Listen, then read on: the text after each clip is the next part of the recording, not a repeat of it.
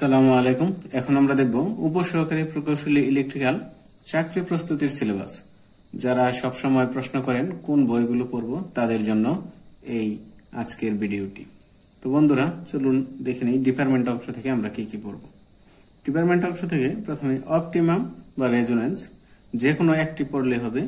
এই বই দুটি থেকে আমরা যে অংশগুলো পড়ব ডিসি সার্কিটস থেকে ম্যাথ, মিশ্র circuit, Kirchhoff's theorem, superposition theorem, Thevenin theorem, maximum power transfer theorem, Norton theorem, nodal analysis theorem, star delta conversion, source conversion. AC circuits থেকে AC fundamental circuits, AC series circuits, AC parallel circuits, series resonance circuits, parallel resonance circuits, polyphase circuits. এবং theory পড়ব AC fundamental circuits, series parallel resonance circuits, polyphase circuits. DC machines থেকে math এবং theory পড়ব DC generator, DC motor. যেগুলো লাল লেখা দেখতে পারতেছেন এগুলো খুবই গুরুত্বপূর্ণ, প্রায় প্রতি চাকরির পরীক্ষায় এগুলো থেকে প্রশ্ন এসে থাকে। এসি মেশিনস থেকে পড়ব ম্যাথ প্লাস থিওরি, ট্রান্সফরমার, এটি খুবই গুরুত্বপূর্ণ, induction motor, alternator, synchronous motor থেকে শুধু থিওরি পড়ব। ইলেকট্রনিক্স থেকে math, diode, transistor, clipping, clamping এবং ফেড, এই তিনটি খুবই গুরুত্বপূর্ণ। ইলেকট্রনিক্স থিওরি পড়ব semiconductor, transistor, diode, FET, amplifier, oscillator, multivibrator, photo electric device. এবং আমরা হেমো একাডেমি ম্যাথগুলো করব টেলিকমিউনিকেশন অংশের এবং অ্যাম্প্লিফায়ারের, এবং থিওরি পড়ব টেলিকমিউনিকেশন অংশের। অথবা বই থেকেও কিন্তু টেলিকমিউনিকেশন অংশ এবং এমপ্লিফায়ারের ম্যাথগুলো করে নিতে হবে, এবং টেলিকমিউনিকেশনের থিওরি পার্ট। বুয়েটে অনুষ্ঠিত হওয়া পরীক্ষাগুলোতে কিন্তু টেলিকমিউনিকেশন এবং এমপ্লিফায়ারের ম্যাথ গুরুত্বপূর্ণ। কারেন্ট ইলেকট্রিক্যাল জব সলিউশনস বা prime electrical engineering job solutions বা ইউটিউব চ্যানেল বা ফেসবুক গ্রুপ থেকে বিগত 5 বছরের উপসহকারী প্রকৌশলী ইলেকট্রিক্যাল পদের প্রশ্ন সমাধান করতে হবে। শুধু প্রশ্ন সমাধান করলেই বর্তমান যে পরীক্ষাগুলো হয় তাতে 20% কমপক্ষে কমন পাওয়া যায়।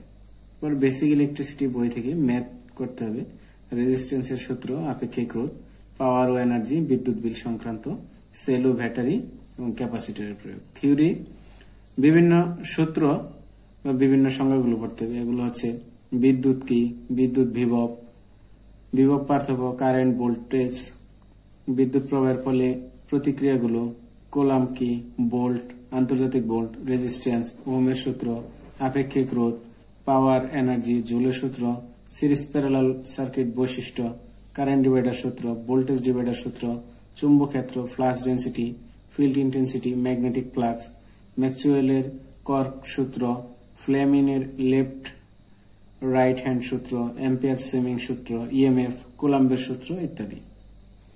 মেজারমেন্ট 1 ও 2 হতে যে ম্যাথগুলো করতে হবে, ammeter shunt, voltmeter, multiplier, 2 watt meter method. এই ওয়াট মিটার মেথডটি কিন্তু খুবই গুরুত্বপূর্ণ, এই ম্যাথ প্রায় পরীক্ষায় এসে থাকে।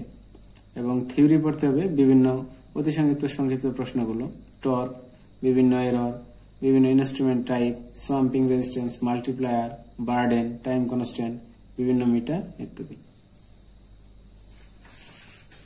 জেনারেশন অফ ইলেকট্রিক্যাল এনার্জি বই ম্যাথ, তবে পানি বিদ্যুৎ কেন্দ্র, ক্যাচমেন্ট এরিয়ার যে ম্যাথগুলো, বিদ্যুৎ উৎপাদন কেন্দ্রের অর্থনীতি, বিভিন্ন ফ্যাক্টরের যে ম্যাথগুলো, এই দুটি অধ্যায় খুবই গুরুত্বপূর্ণ। থিওরি পড়তে হবে বিভিন্ন পাওয়ার প্ল্যান্টের সংজ্ঞা, পাওয়ার প্ল্যান্টগুলোর যন্ত্রপাতির নাম, যন্ত্রপাতির ব্যবহার, পাওয়ার প্ল্যান্টগুলোর স্থান নির্বাচন, পাওয়ার প্ল্যান্ট চালু বন্ধকরণ, বিদ্যুৎ উৎপাদন কেন্দ্রের অর্থনীতির বিভিন্ন ফ্যাক্টর।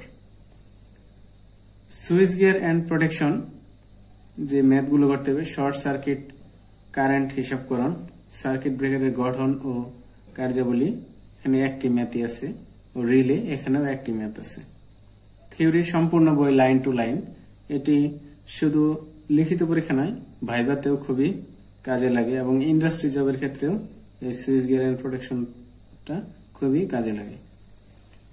TD1 থেকে যে ম্যাথগুলো করতে হবে, পাওয়ার ফ্যাক্টর উন্নতিকরণ, স্যাক, ইনসুলেটর স্ট্রিং দক্ষতা, ট্রান্সমিশন লাইনে ইন্ডাকটেন্সের প্রভাব, ট্রান্সমিশন লাইনে ক্যাপাসিটেন্সের প্রভাব। আমি আবার বলে দিচ্ছি, লাল লেখাগুলো খুবই গুরুত্বপূর্ণ, তারপর এই লেখাটি এবং তারপর এই কালার লেখাটি। থিওরি: বিদ্যুৎ উৎপাদন কেন্দ্র হতে গ্রাহকের নিকট সরবরাহের একটি সিঙ্গেল লাইন ডায়াগ্রাম অঙ্কন। এটি বিভিন্ন চাকরির পরীক্ষায় এসে থাকে। সংজ্ঞা: feeder, distributor, serviceman, sag, corona, এই সংজ্ঞাগুলো এসে থাকে।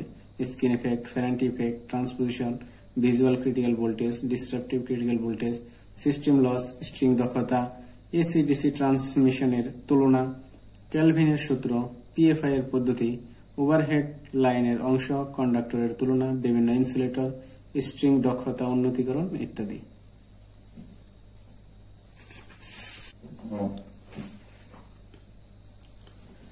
TD2 থেকে যে ম্যাথগুলো করতে হবে, সিঙ্গেল কোর কেবলের insulation resistance, dielectric stage, underground কেবলের ক্যাপাসিটেন্স। থিওরি: পরিবহন লাইনের ধ্রুবক, প্রকারভেদ, এসিডিসি ট্রান্সমিশনের তুলনা, interconnector, ring, distributor, underground cable, cable termination, single core কেবলের বিভিন্ন অংশ, কেবলের সংজ্ঞা ও বৈশিষ্ট্য, HBC, XLPE, aerial, submarine, dielectric stress, cable grading.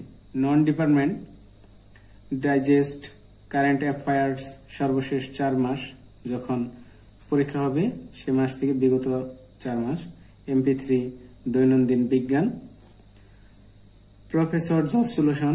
এই বইটি থেকে 20টি শুধু বিসিএস, সর্বশেষ 20টি বিসিএস এর এমসিকিউ গুলো পড়বেন এবং শুধু প্রতিদিন পড়ে যাবেন, মুখস্থ করার প্রয়োজন নেই। মুখস্থ করলে ভুলে যাবেন, প্রতিদিন পড়ে যাবেন। এভাবে নিয়মিত পড়লে পরবর্তীতে পেরে যাবেন। এবং যারা বিপিএসসি পরীক্ষা দিবেন, উপরের 4টি তো পড়বেনই এবং বিপিএসসির জন্য আলাদা এগুলো পড়তে হবে। বাংলা, ইংরেজি, ম্যাথ, নবম দশম শ্রেণীর গুলো পড়বেন এবং PSC non cadre job solution একটি বই আছে, এগুলোতে বিগত পিএসসি তে যে পরীক্ষাগুলো হয়েছিল সেই প্রশ্নগুলো দেওয়া আছে, সেগুলো সলিউশন করে নেবেন। যারা ডিপার্টমেন্টের জন্য ইংরেজি বই পড়তে আগ্রহী অথবা বেশি বেশি ম্যাথ প্র্যাকটিস করতে আগ্রহী, তারা নিম্নলিখিত ইংরেজি বইগুলো পড়তে পারেন। A text book of electrical technology, BL Theraja, volume 1, 2, 3, principal of electronics, BK Mehta, fundamental of electric circuit, circuit analysis, Boylestad, principal of power system, BK Mehta. এটি একটি সংক্ষিপ্ত সিলেবাস। এটি যদি শেষ করতে পারেন ইনশাআল্লাহ ডিপ্লোমা উপসহকারী প্রকৌশলী পরীক্ষায় কমন পাবেন। এবং যদি কেউ আরো বেশি 100% কমন পেতে চান তাহলে তাদেরকে আরো বেশি পড়তে হবে। সবার জন্য শুভকামনা। সবাইকে ধন্যবাদ। আসসালামু আলাইকুম।